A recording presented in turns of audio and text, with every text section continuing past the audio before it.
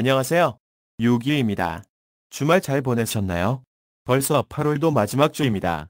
하지만 여전히 기온이 높아 야외 활동을 하실 때는 조심해야겠습니다.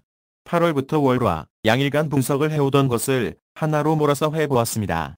하지만 생각보다 내용이 길어지니 집중이 힘들고 개인적으로 인코딩 과정이 너무 오래 걸려 차라리 월요일은 기본적인 분석만 하고 화요일 차트 분석으로 다시 세분화하는 것이 좋겠다는 생각을 했습니다. 15분이 넘어가는 내용보다는 짧게 5분 내외 내용이 집중하기에 더 좋은 것 같습니다.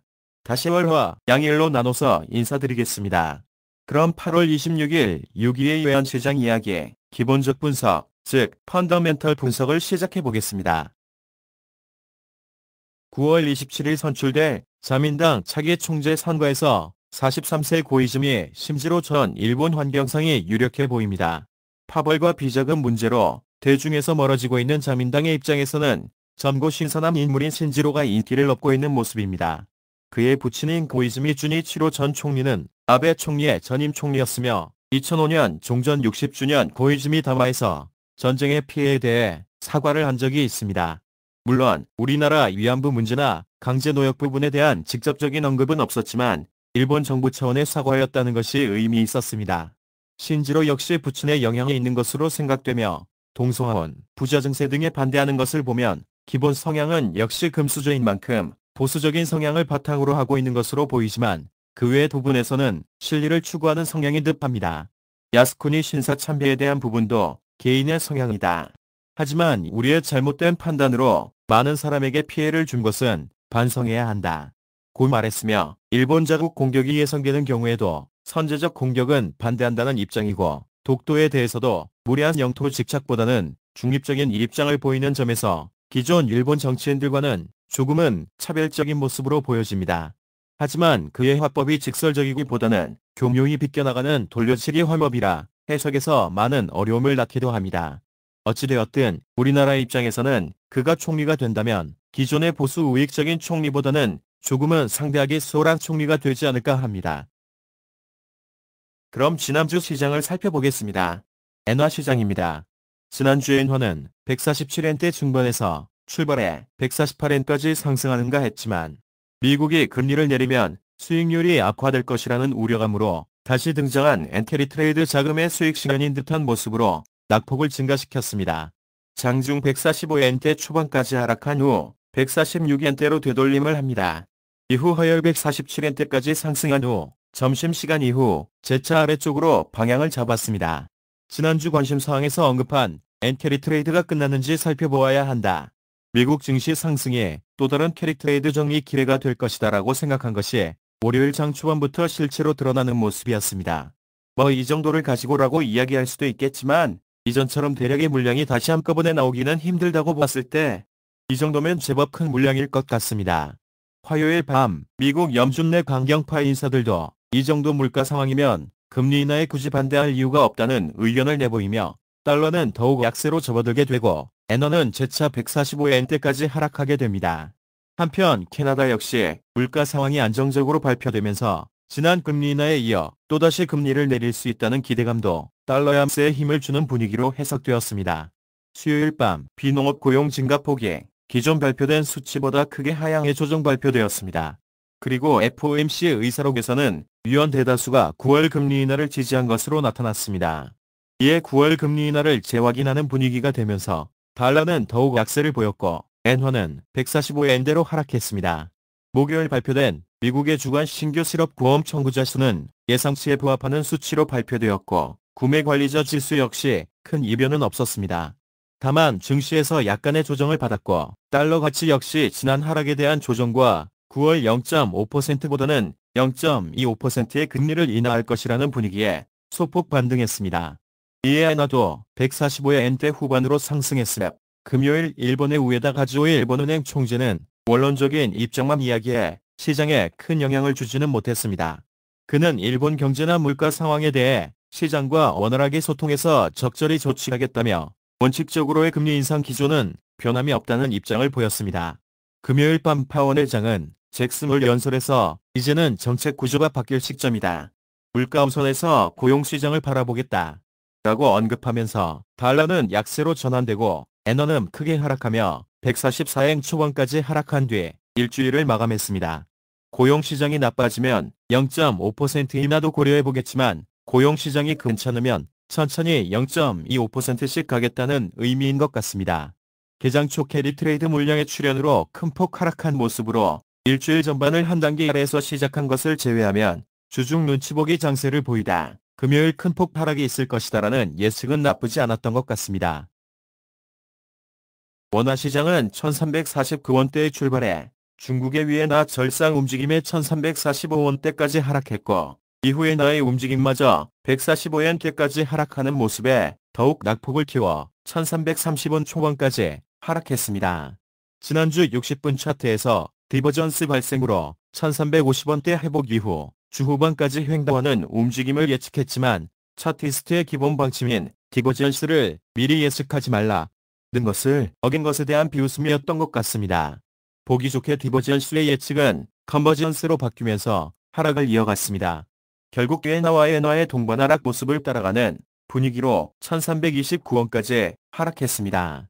이후 증시에서도 외국은 순매수 물량이 증가하자 1330원을 기점으로 반등을 하지 못하고 횡보하는 눈치 장세를 보입니다. 화요일 개장 이후 소폭 하락하는 엔화와 위엔화의 모습을 보며 1324원까지 저점을 보인 환율은 반등하는 아시아 통화의 모습에 따라가며 1330원대를 회복한 후 횡보하는 모습을 보입니다. 이후 수요일 엔화와 위엔화의 재차 강세 움직임에도 원화는 큰 하락 없이 이전 저점인 1324원을 돌파하지 못하고 1330원대로 상승한 후 엔화의 상승을 바라보며 1339원까지 상승한 이후 다시 등락을 거듭합니다. 미국장에서 1330원대로 재하락한 원화는 22일 오전 우리나라 금통위에서는 금리 동결을 결정했고 원화는 그동안의 낙폭에 대한 조정의 의미로 소폭 상승하며 마감했습니다.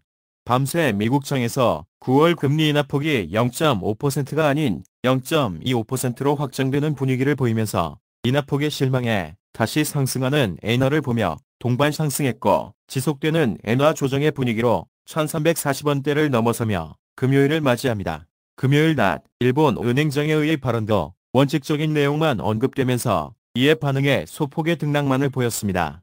이후 금요일 밤 파월 의장의 발언을 보면서 원화의 움직임도 9월 미국 금리 인하에 대한 기대감으로 아래쪽으로 하락한 후 1323원대를 저점으로 일주일을 마감했습니다.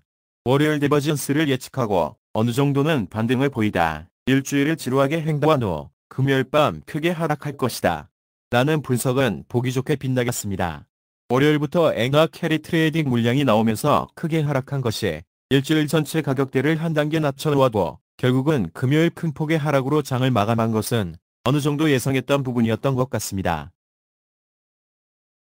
그럼 이번 주 주요 일정을 살펴보겠습니다.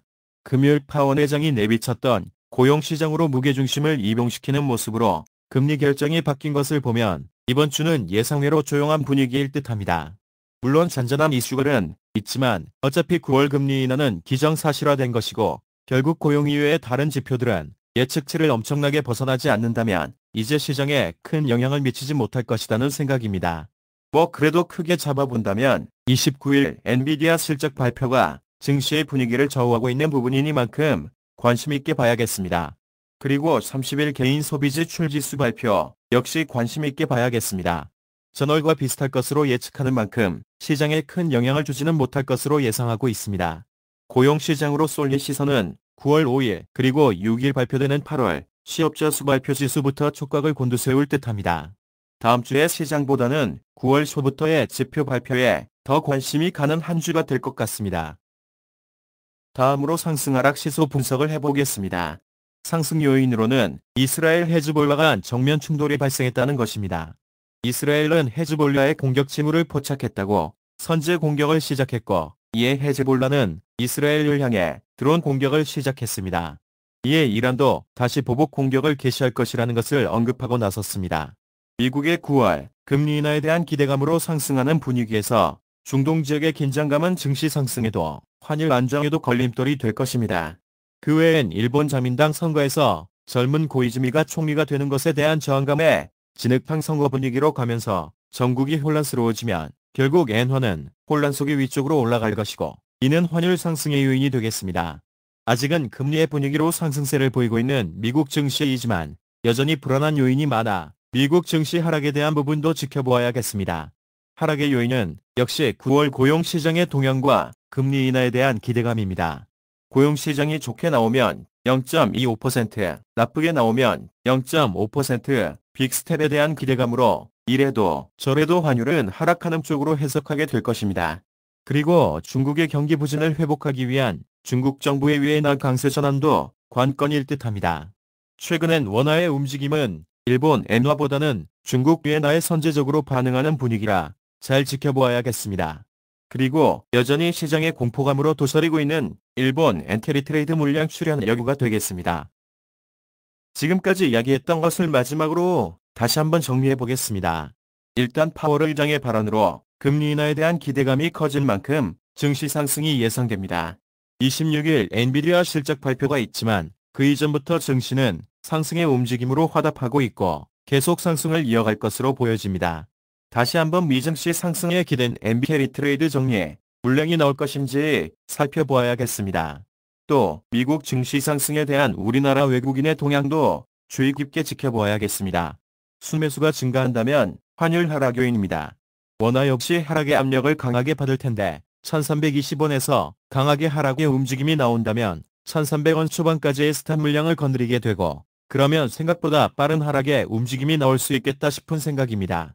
1320원에 대한 지지는 의미가 있겠지만 어차피 하락할 것으로 예상한다면 2차 지지선은 1306원입니다.